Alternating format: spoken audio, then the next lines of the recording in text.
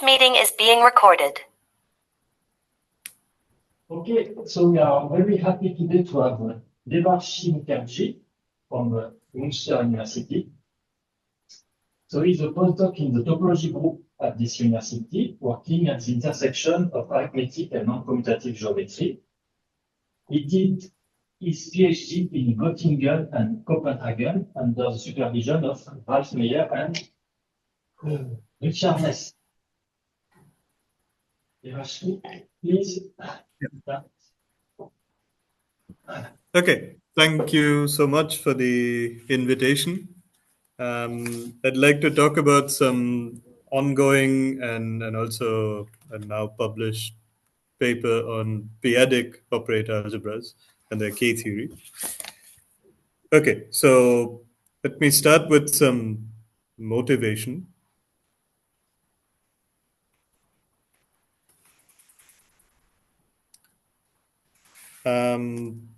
Okay, so this is a class of algebras which we just introduced close to a year ago, and because the question is why. There are, well, at least three motivations. One is that we'd like to develop non-commutative geometry.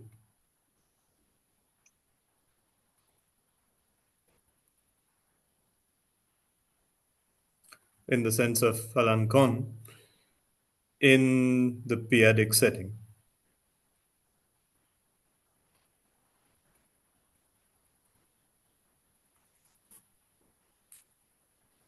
And well, kind of part of my motivation in any of these talks is to try to convince people to, well, now that the C-star algebra classification program is more or less complete, this is like a completely open area where you can just pick up any problem that you knew of that existed in over the complex numbers or the real numbers, and you can transport it to a more arithmetic-minded problem.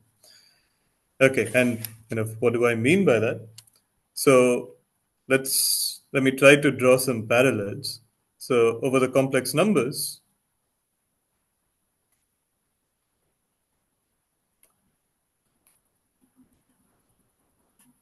the commutative algebras or the classical geometry is encoded in commutative C-star algebras.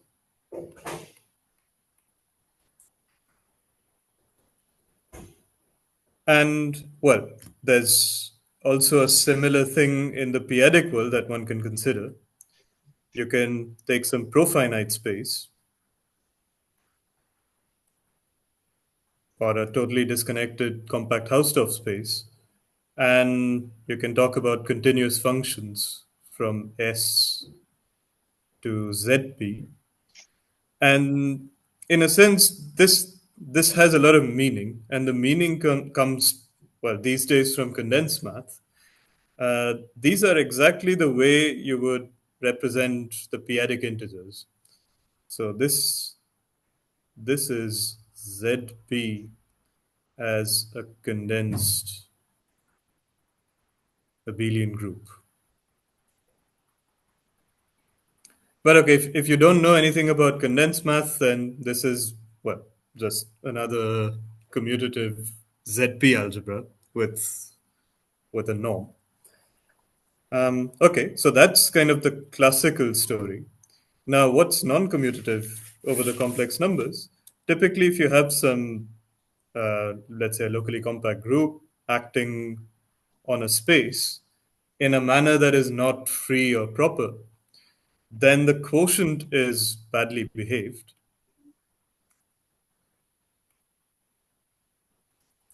So instead, you consider a desingularization by taking its cross-product algebra.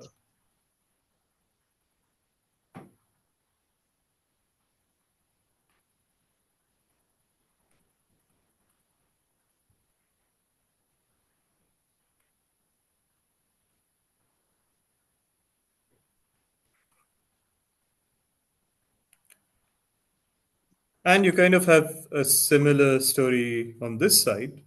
If you have a group acting on, let's say, a finite group even, on some rigid analytic space,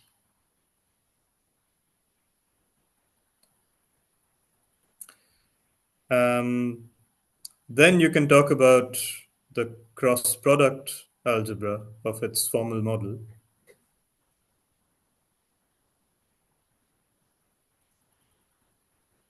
Well, what is this? What is this algebra?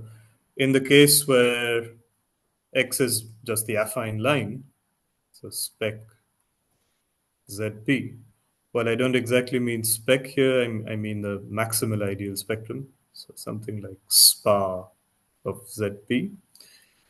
Then I could talk about its ring of regular functions and p-adically complete them. And that's an example of what I mean by a formal model. And then I can take the usual cross-product algebra in the algebraic sense and then p-adically complete that. And what this is some algebra, which is p-adically complete. And what is this supposed to what is this supposed to model? It's supposed to model quotient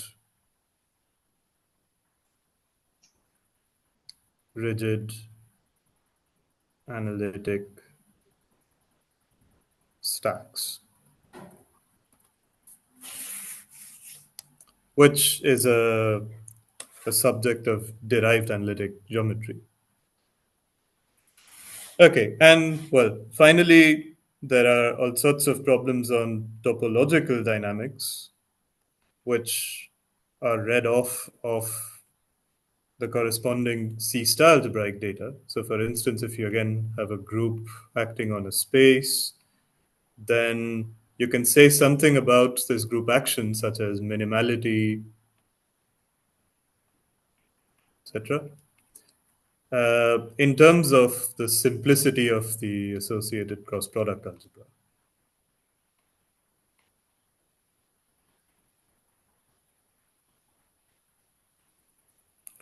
And you can hope for something similar here.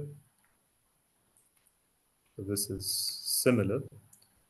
But of course, the point would be that you would use a much simpler algebra, as I'll try to convince you, than a C-star algebra.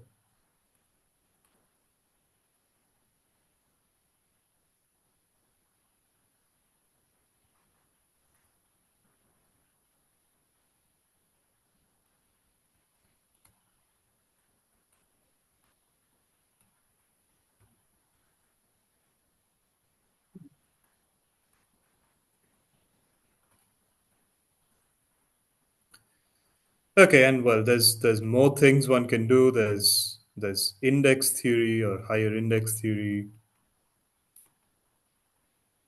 for, let's say, some Dirac operator on a manifold. You can try to do something similar here for, let's say, a p-adic manifold. Okay, so that's kind of one reason why you might want to develop a noncommutative geometry program in the p-adic setting using p-adic C-star algebras. Okay, well, these are all kind of motivations that may not immediately appeal to you. These kind of come from algebraic geometry in some sense. But then there are kind of also open problems that already exist in, say, ring theory. And that's the Kaplansky conjecture.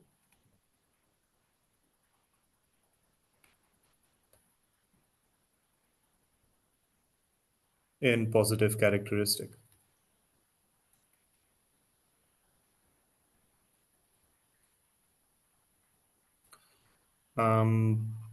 What does that state?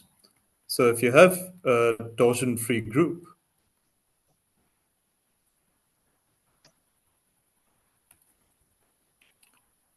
then the conjecture is that FPG has no non-trivial idempotence.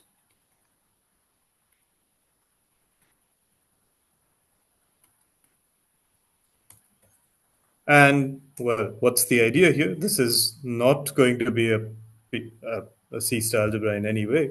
So the way to try to solve this type of a problem would be to lift FPG by ZPG, and then do some kind of completion, and then apply C-star algebraic techniques.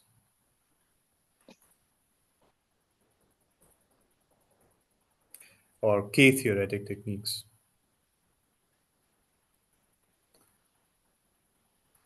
And by K-theoretic techniques, I mean assembly map techniques.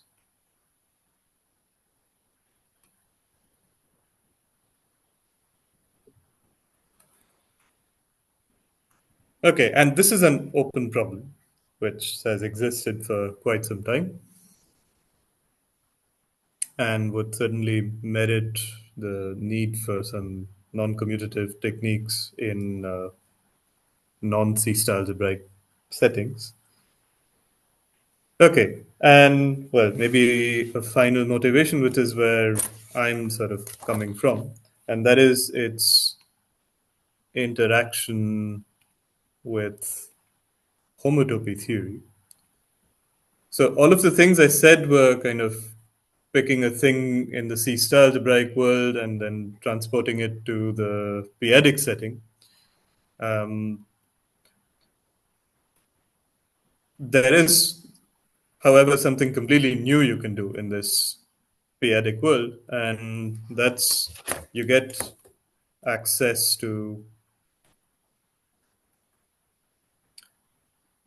derived completions.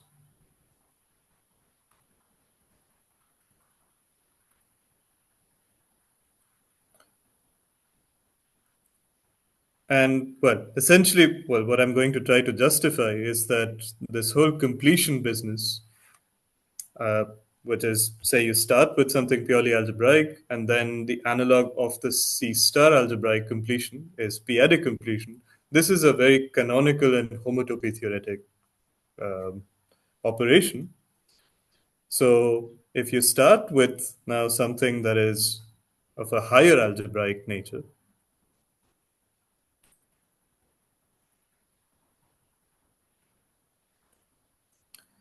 such as a DG algebra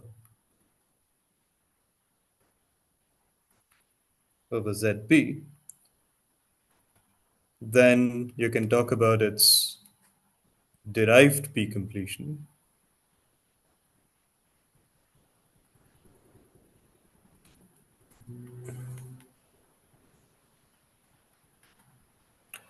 Where you would take kind of the limit in the derived category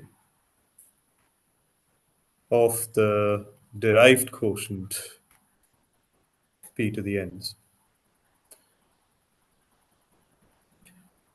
And this is just something completely new and can only be done in this P-adic world. And in particular, this interacts very well with homotopy theory.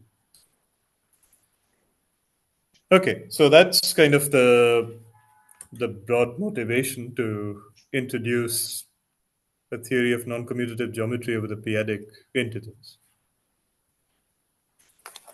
Okay, now let me kind of start the talk itself.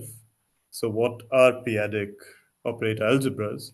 And before that, what are P-adic Hilbert spaces?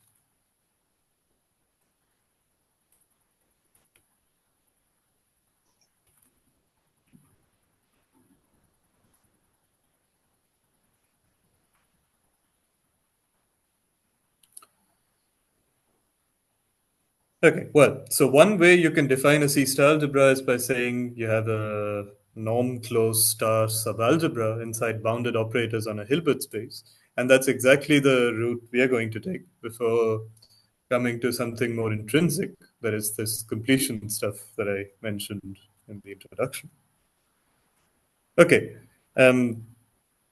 I do not assume that you know what the P-adic integers are, so I'm going to recall what they are. So ZP is, by definition, the inverse limit of Z mod P to the n with the obvious structure maps.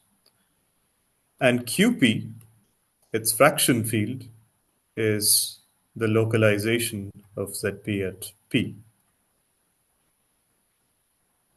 And of course, FP is the finite field with P elements, which is ZP mod P ZP. And P is a prime throughout the stock. Okay, so that's what the point is in this P-adic world. And now I'm going to define what I mean by a Hilbert space. So fix a non-empty set.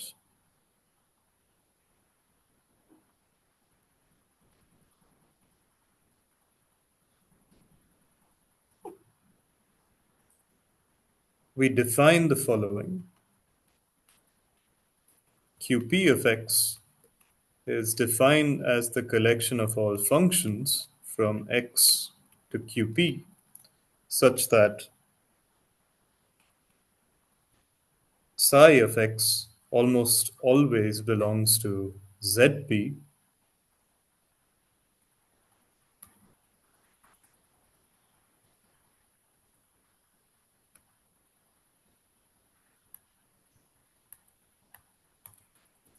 Okay, and what kind of an object is this? This is a ZP module in general, and not a QP vector space.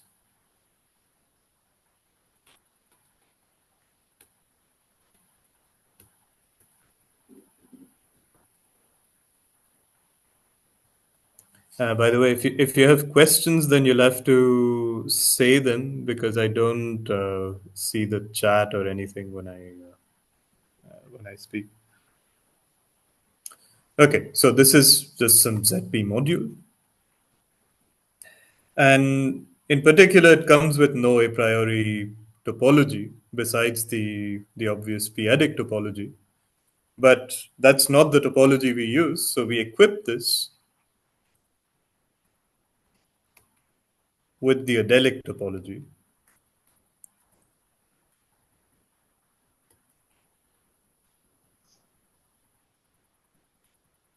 What do I mean by that? So the basis is given by things of this form.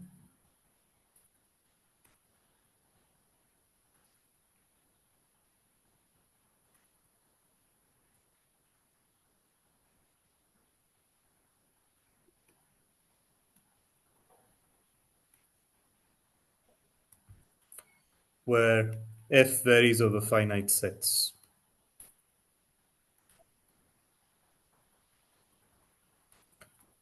And these are sitting inside inside the product of of QP. So okay, this is the basis for this topology. Okay, and with this topology, QPX, let's call this tau,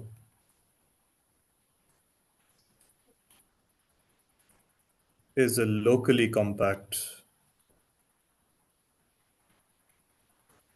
abelian group.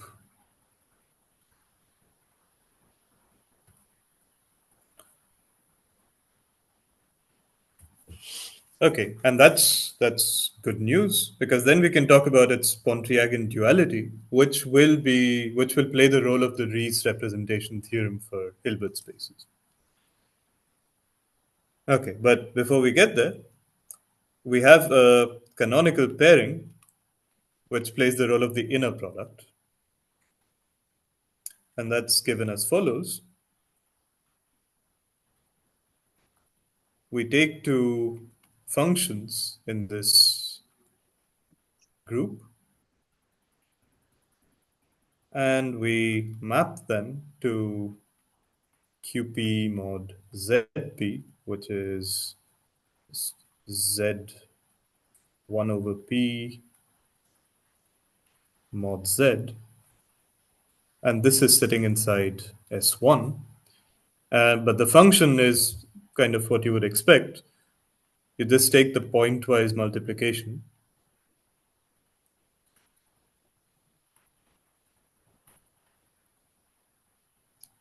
plus ZP. And this is well defined because the psi and the eta only belong to QP for finitely many x. So most of them belong to ZP, so the sum indeed converges. And we kind of just push all of this stuff to S1, and we view this with the discrete topology.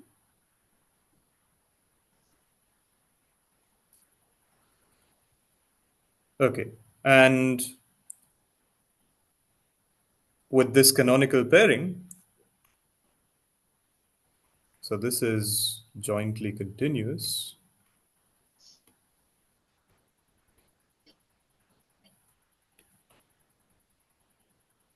And it induces the Pontryagin duality or Riesz representation isomorphism. So theorem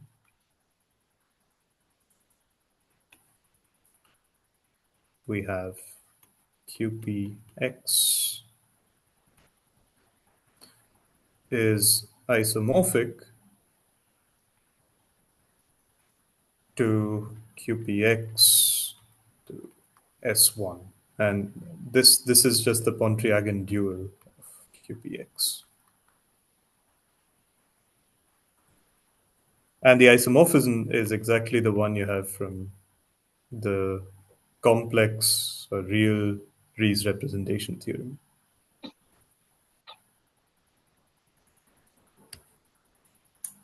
So this is the Riesz representation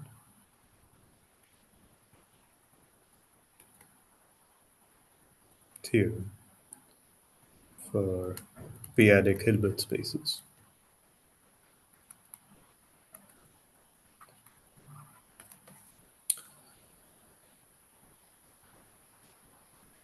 Okay, but note the remark I had made earlier.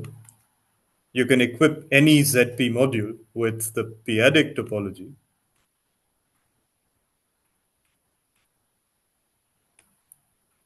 As the P-adic topology.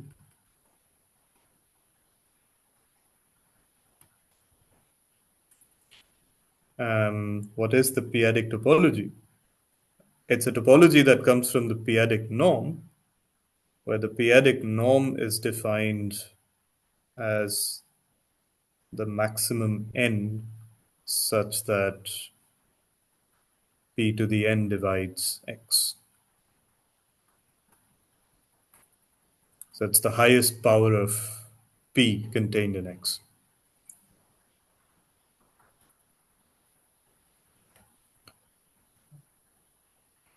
But of course, QPX with this topology is not QPX with this norm.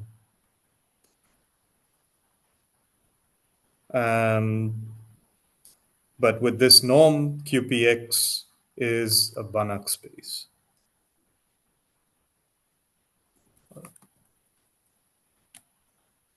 This is a Banach space, or a Banach ZP module.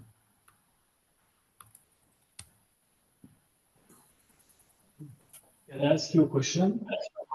Yes.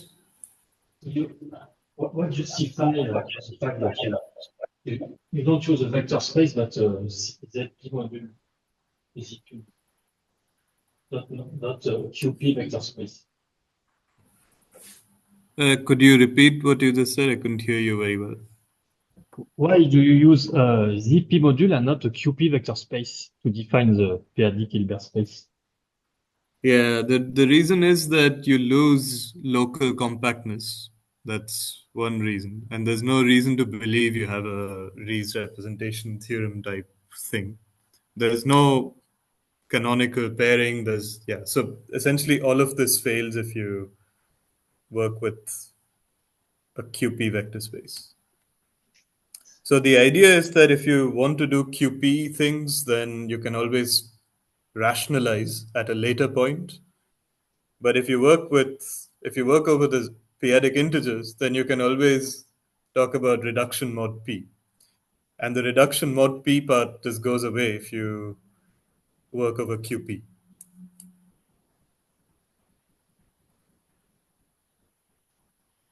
But yeah, I mean, the short answer is that these theorems just don't hold if you work over qp.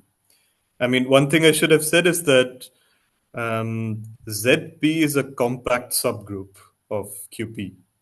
That's a very important thing. So to ensure local compactness, you have to equip this thing with the adelic topology. And I guess the point which, let me give an example of some p-adic Hilbert space. If X is a finite set, then this is just QP to the n. So in that case, it is a finite dimensional QP vector space. But the moment you enter into even countable X's, you no longer have any locally compact thing.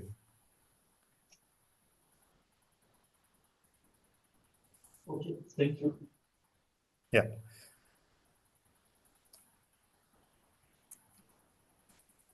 Okay, so that's the Hilbert space.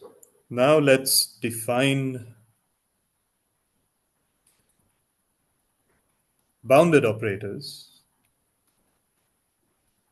And that's given by, well, kind of what you would expect. You have ZP linear maps that are continuous with respect to this adelic topology. Tau continuous.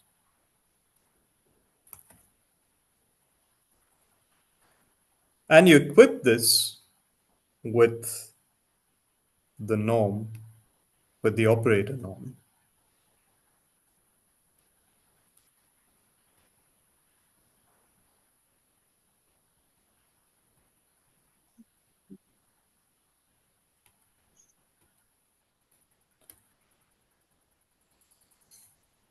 But okay, this is not going to be a prototypical C-star algebra. We need to pass to the unit ball of this guy. So this is given by the collection of such operators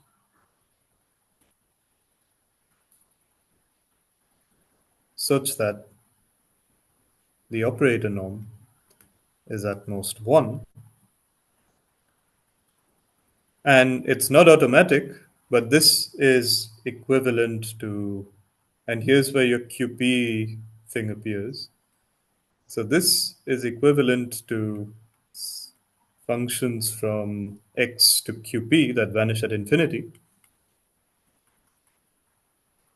such that T is ZP linear, adjointable, and the norm of T is at most 1. So this is kind of the canonical description you might expect. You have an operator between two Banach spaces that are linear, adjointable, and this technical condition that you want to work in the unit ball. Okay, so that's going to be our prototypical p-adic operator algebra. Let me give an example. If X is finite, then, well, first of all, QPX is just QP to the n. So on this side, you just get n times n. Let's say the cardinality is n. Then you get mn of ZP.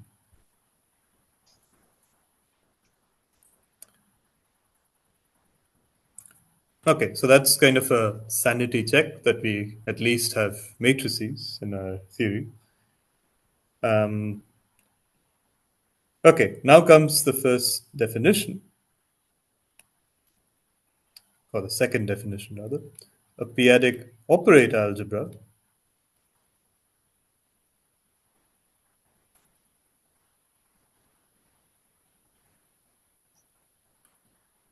is a Banach ZP algebra with an involution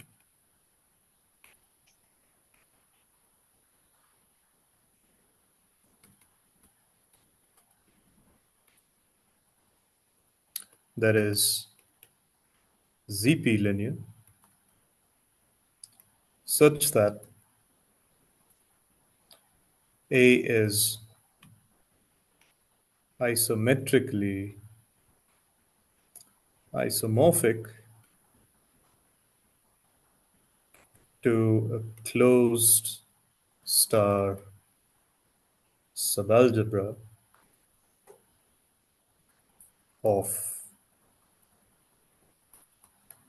this prototypical C-star algebra, P-adic operator algebra, for some x. So in other words, I mean, this is exactly the definition for a usual C-star algebra. So all I'm saying is that a p-adic operator algebra is a Banach algebra with a representation on QPX.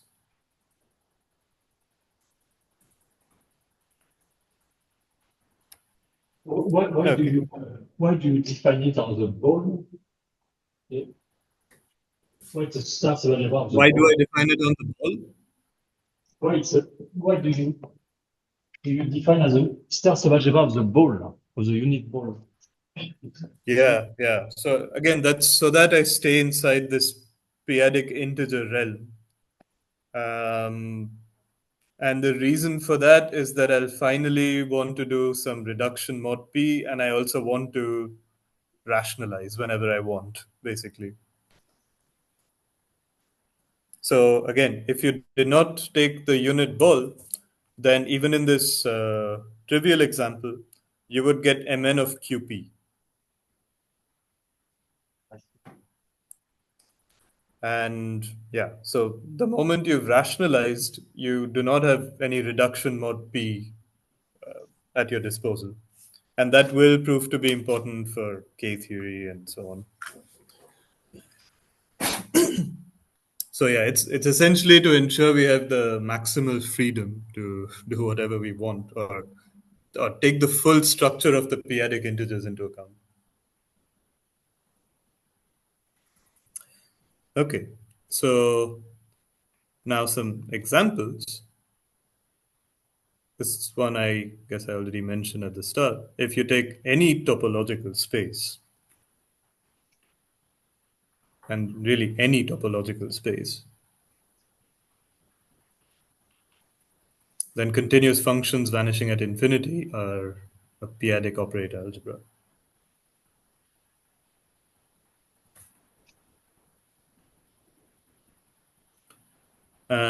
Maybe we just say how you see this. It's kind of what you would expect.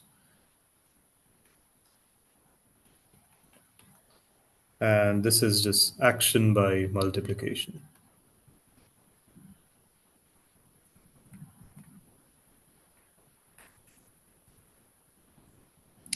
And the second example is étale groupoids. Oops, I don't mean groups.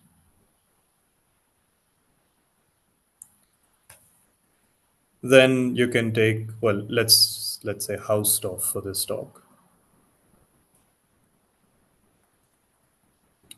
Then you can take continuous compactly supported functions from G to ZP and then p-adically complete. This is another p-adic operator algebra.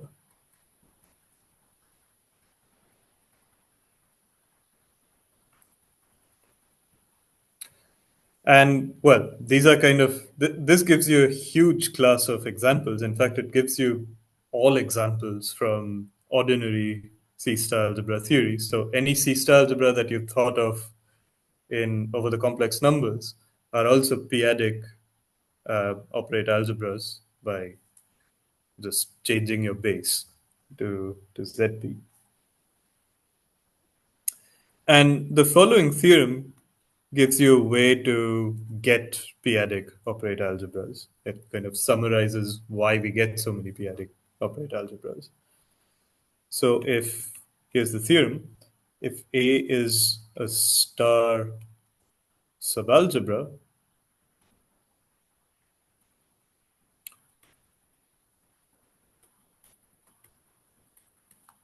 without any topological conditions, so just a subalgebra with an involution for some x. Now we know that this guy has its own p-adic topology, and if it turns out that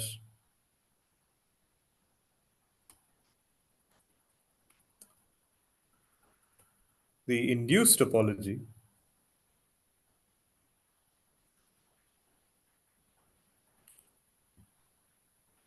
coincides with the p-adic topology of this algebra A,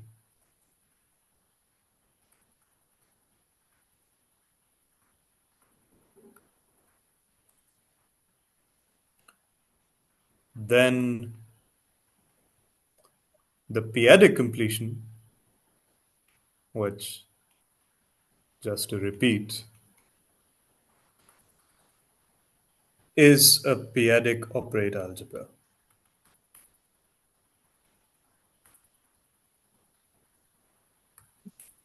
So, I mean, in a sense, this modulo this very minor technical assumption that the p-adic topology of A is the same as the induced topology from bounded operators on this p-adic Hilbert space. Any p-adic operator algebra is just a p-adic completion of such a thing. So in other words, if you just start with some subalgebra of bounded operators on a Hilbert space and p-adically complete them, you get a p-adic operator algebra. So that just gives you a huge class of examples.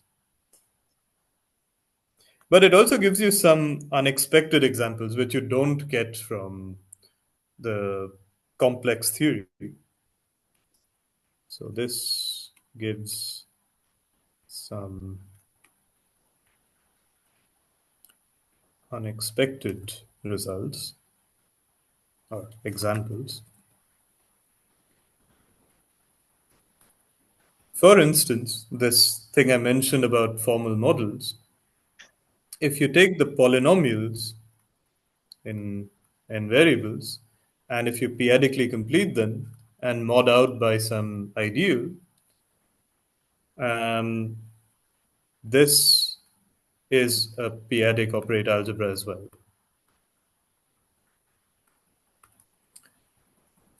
And another unexpected example you get is the Iwasawa algebra, which shows up in Langlands. And that's defined by taking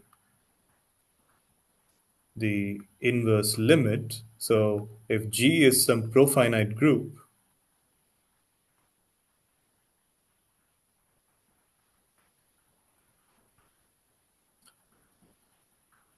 and if you take the group rings of these finite groups, and if you take the inverse limit, then you get this algebra called the Iwasawa algebra. And I guess the point is that there's now a way to represent Iwasawa algebras on p-adic Hilbert spaces. And the reason why these are examples is because the category of p-adic operator algebras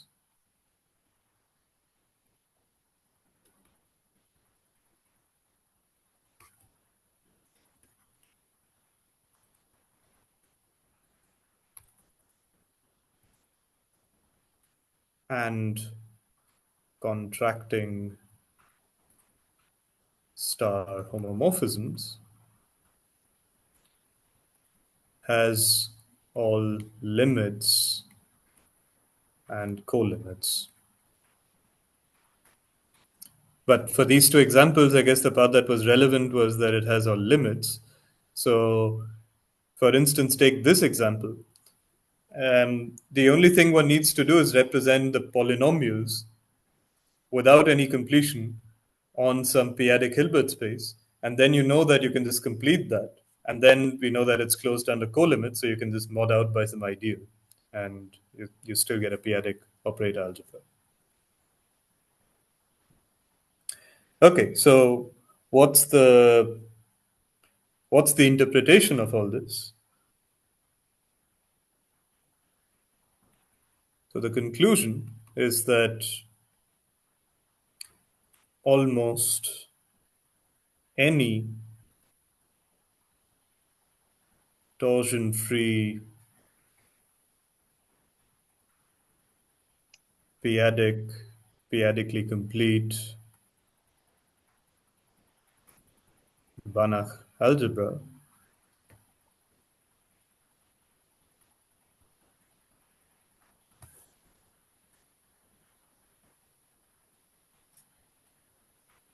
can be represented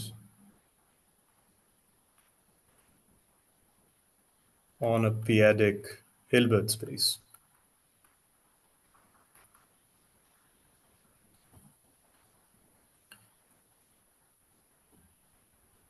Okay, and well, this is kind of one conclusion, but put another way, we can, for the rest of this talk, just focus on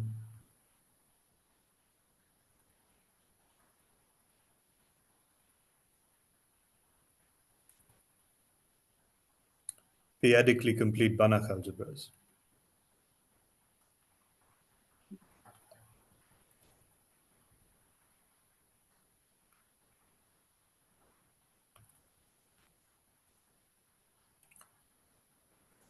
Okay, so that's more or less what I want to say about operator algebras. Let's now turn to K theory.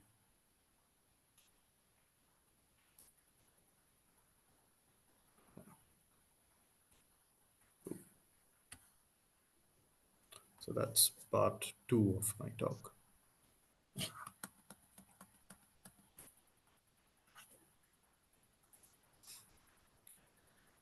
So invariance of p-adic operator algebras.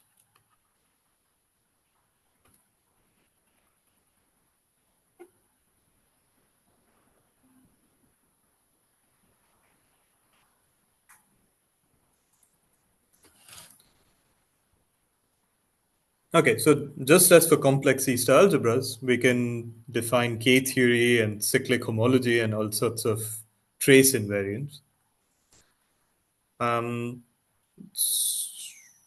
But as you also know from complex C-star algebras, things like K theory are defined by viewing a C-star algebra as a Banach algebra. So the involution kind of, at least, is not used in the definition of K theory. So let's follow the same convention. We first embed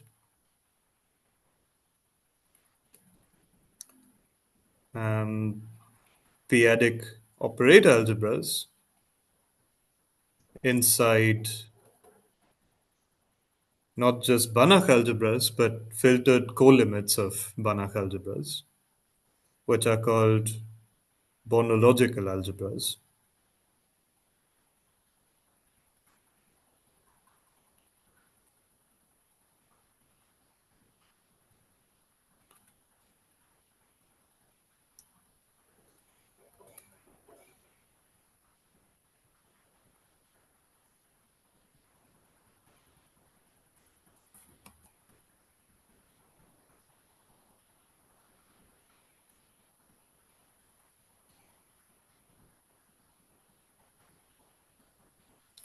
And by bonologicals at p-algebras, I mean also complete. These are filtered unions of Banach algebras. So in particular, this contains P-adic operator algebras because most P-adic operator algebras are just Banach algebras.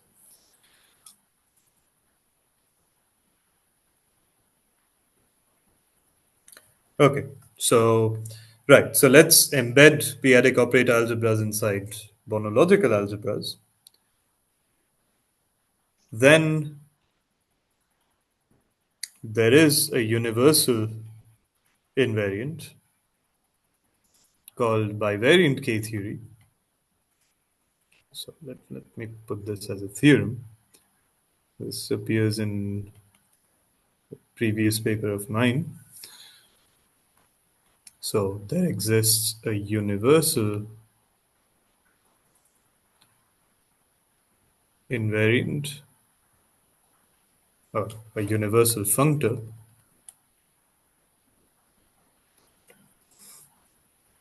that is classified by the property that if you have any other triangulated category,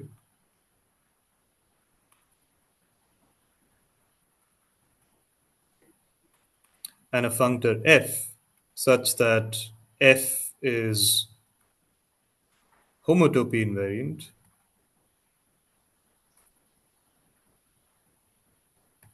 that is f of a is the same as f of a tensored with the p completion of zp, then f is m infinity stable,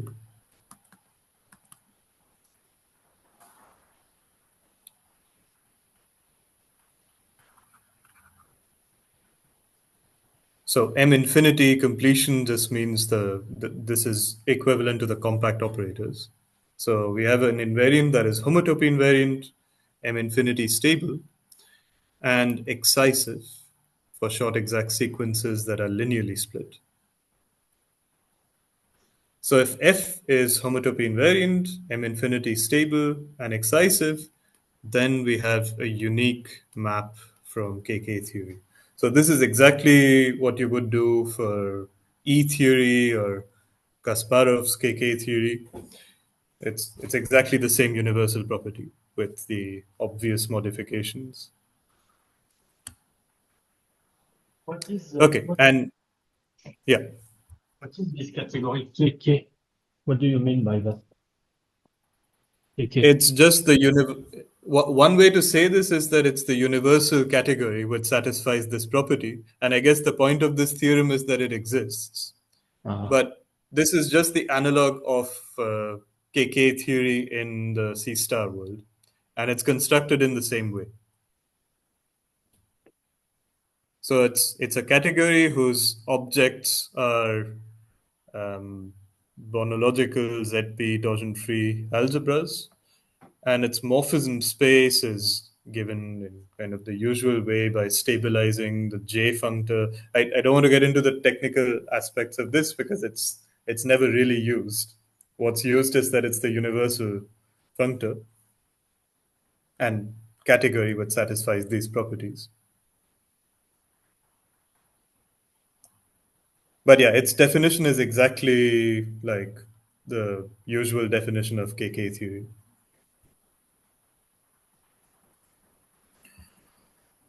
Okay, so that's maybe, let me put this as theorem 1, part 1. So there exists this universal functor, and the universal functor, when applied to, so if you take the morphism space and you apply it to, well, when the first variable is ZP, then you get an analog of topological K theory for P-adic operator algebras, which I call homotopy analytic K theory. So this is the analog of topological K theory. in the P-adic world. And now, well, these were very general results. If A is a P-adically complete Banach algebra, which is, as I said, most P-adic operator algebras,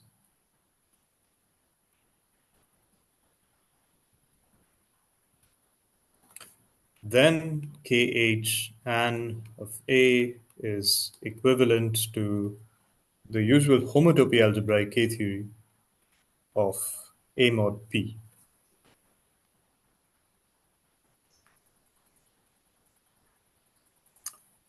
And finally, there is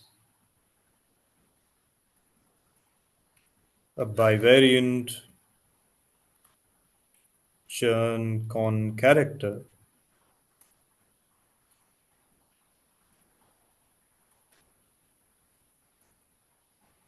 from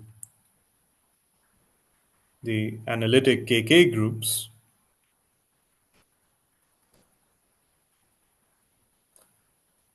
to the local cyclic homology groups,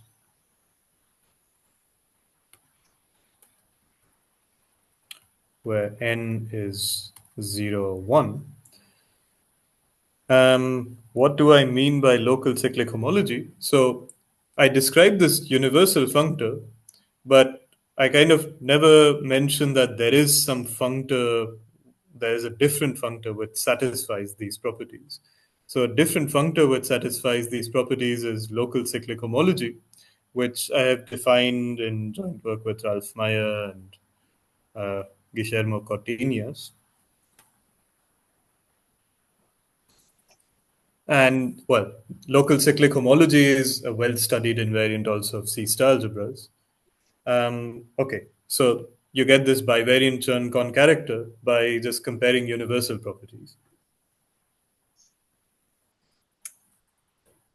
And okay, also there is a bivariant Chern character to periodic cyclic homology.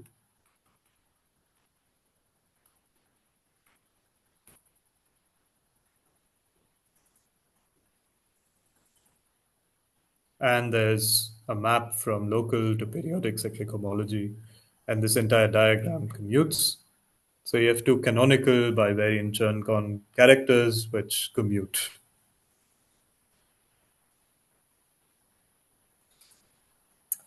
Okay, and well, so now a remark. In the C star world, and here's where things really start to diverge from C star algebras. So in the C star world, the bivariant Chern-Kohn character is an isomorphism for algebras in the bootstrap class.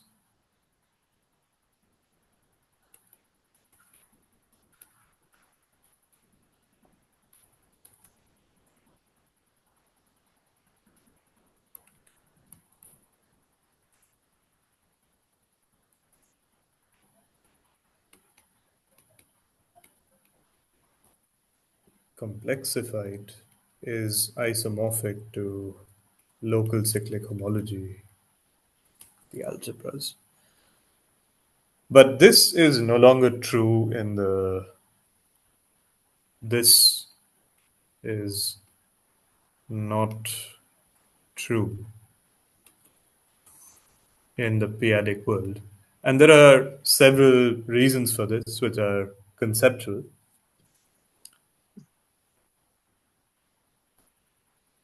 And the reasons are, well, one, the local cyclic homology side, that is this one, this is constructed to be two periodic. But the K-theory side is only two periodic in the complex world because of Bott periodicity, but we don't have Bott periodicity in the P-adic world. So no Bott periodicity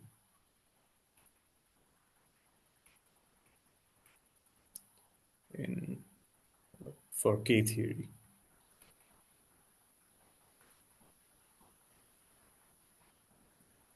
Over ZP. And well, the second thing is you can, of course, still ask the question, what happens when you rationalize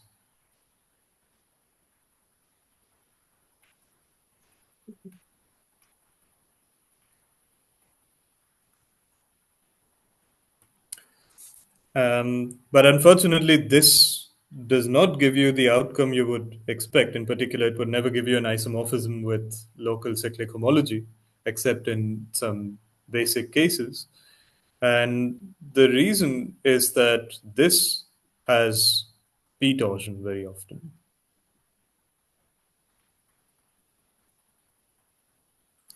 So rationalizing would just kill the p torsion part. So you lose a lot of information.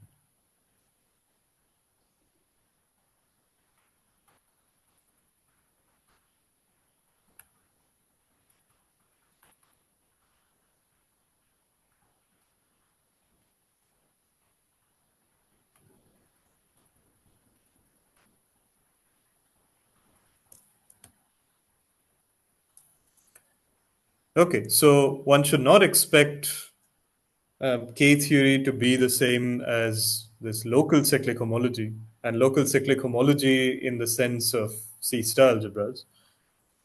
But there's other things one can do. But the conclusion I'd like to first draw is that KH and, that is topological K theory, has lots of arithmetic information.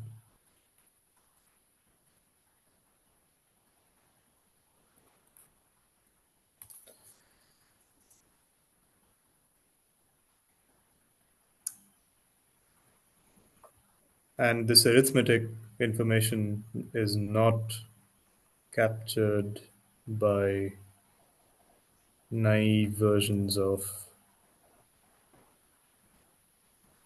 cyclic homology.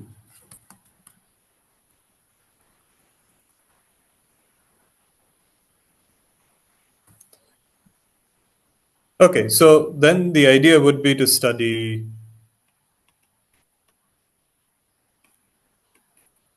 what are called localizing invariants.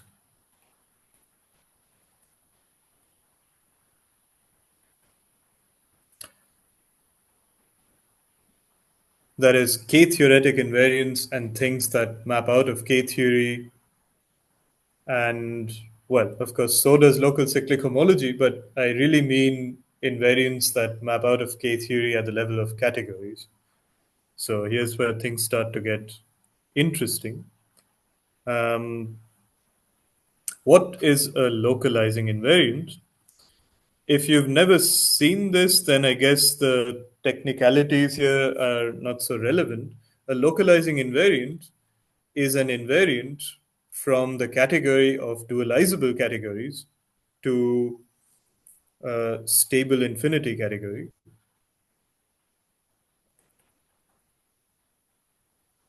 That preserves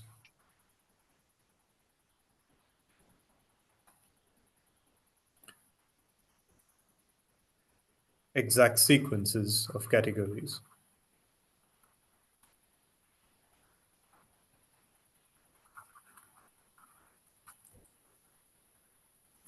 So a localizing invariant is a functor which preserves exact sequences of categories. And the moment you have such a functor, you can define analytic invariants by, so if this is some P-adic operator algebra, you define this to be the continuous K theory. So yeah, I mean, I should say all of this, or this type of definition of K theory for dualizable categories is due to Alexander Efimov. And now you can define this for P-adic operator algebras. And you define this to be I need to plug in some category that can be canonically associated to an operator algebra. And that's the category of nuclear modules over A. And what is this category? This is the category defined as a certain inverse limit. It's the inverse limit in the category of dualizable categories of the stable module categories of A mod P to the N. Okay, well, that's a complicated category, and you can take the K theory of that category. Well, okay, I should say that an example of an E is algebraic K theory. That's the first example. And the second example of an E is this homotopy algebraic K theory. Okay, and well, I just gave you a definition. The computation, which I recently came up with, is the following. Okay, so the result is as follows. This analytic K theory, which I defined using bivariant K theory of some P-adic operator algebra, is the inverse limit of the analytic K theory of, what do I want to say? Okay, yeah. So here's what I want to say. The analytic K theory is KH and defined using this localizing invariant approach of the category of nuclear modules. And this is a computable thing. This is exactly the inverse limit of KH of A mod P to the N. And of course, we already know what that is because we know what KH an of A is. And that's just KH of A mod P. And this is by nil invariance. Okay, so I just want to conclude by saying that the idea would now be, so the future prospects of this would be to try to compute localizing invariance like topological cyclic homology or topological periodic homology of P-adic operator algebras. And these have more information than, well, naive invariance of just like Banach algebras, than invariance defined only at the level of algebras.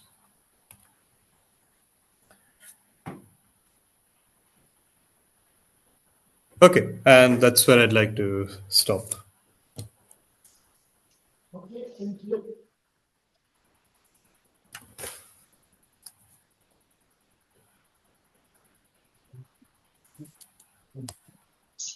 Hi, so I have two questions. So the first question is, can you define the notion of can you define bimodules over p-adic operator algebras? Is there any work Yeah. on bimodules over p-adic operator algebras? No. So there is no work besides anything that I have talked about. So it's a really this was the first paper on any kind of P-adic operator algebras. Okay, But okay, you're welcome to work on it.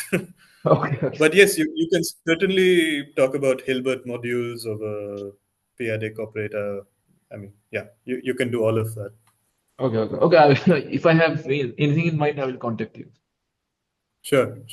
And another second question is, so can you define or have you defined Elliott invariant for p-adic operator algebras? So as of now? So one part of the Elliott invariant would be K theory. So there is a version of analytic K theory, which Oh, okay. behaves like topological K theory.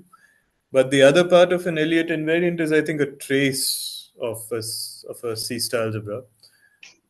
And in the P-adic operator algebra world, it's not clear what the trace does. So, yeah, I guess like to even pose this Elliott classification thing, one has to check first on some examples on whether what sort of invariants completely classify the P-adic operator algebra. But classification is, yeah, it's much further away than where we are in all of this project.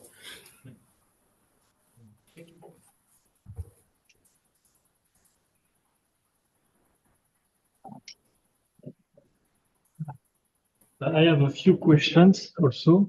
So you developed the analog of C-star algebra, but what about the analog of von Neumann algebra? Is there something? So in the case of if you take a group, there's the group algebra. So there's the analog of the group C-star algebra, which would just be taking the group ring and then completing it. And there is the von Neumann algebra, which you would get by kind of embedding it inside bounded operators on L2 of G or something. And it turns out that the group von Neumann algebra is the same as the group C-star algebra in the P-adic world.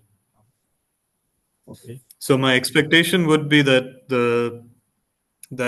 there's nothing, at least defined in the obvious way, von Neumann algebras give you nothing different from P-adic operator algebras. And do you expect something like a bicommutant theorem or something like that? I'm not aware of one, so I guess no. There's no theorem yet, let's say. But do you expect it is true or not? So I wouldn't expect it to be true. So it makes sense to consider the bicommutant makes sense in this framework. Yeah, it makes sense to consider it. Yeah. Okay. What about is there a notion of finite index subalgebra? So like you can have finite index C-star algebra, C-star subalgebra. Can you have a notion of index of inclusion of such a P-adic algebra and a notion of index for such an inclusion? Okay, this is my ignorance, but what is index in this context? The existence of conditional expectation. You should first ask. Okay. So anything that runs into positivity related things, you will not expect that to be true in the P-adic world, because there are no positive elements in this setting. But I mean, which is not to say that there is no such thing as a conditional expectation, but you'll have to define it in a slightly different way from C-star algebras. There is no way to quantify an algebra included into another one, like for example, the diagonal embedding of C into M2 of C. It's of index 2. Something. It's like you have two. Yeah. I mean, this should be possible. All I'm saying is that if there is any notion, so let me put it this way. So the thing that you should not expect to hold in the P-adic world is any notion that is based on positivity. Okay. But yeah, sure. I mean, you can talk about embeddings of ZP into M2 of ZP in different ways. Sure. Okay. So we know Kaplansky's unit conjecture is false. Do people think the idempotent conjecture is right? Yeah, I think people think it should hold. Oh, okay. Because I heard the unit conjecture would imply that unit conjecture is false. But then that is false. Then okay. So can you explain a little bit more on the K-theoretic techniques on how to study such a problem? This I'm Well, wondering. so the way to study it would be, let me try to write down some assembly map type thing. So if you have a group, whatever kind of group, Yeah. you can write down this co-limit of k of zp and k of zpg completion. Okay. And so this is the BAMCON assembly map. Okay.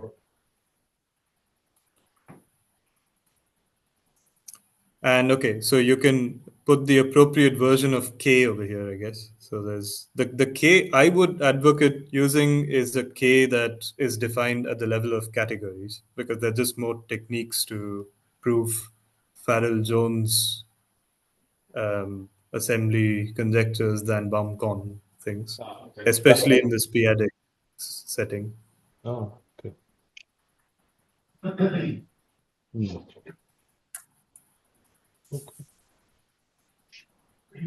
Thanks.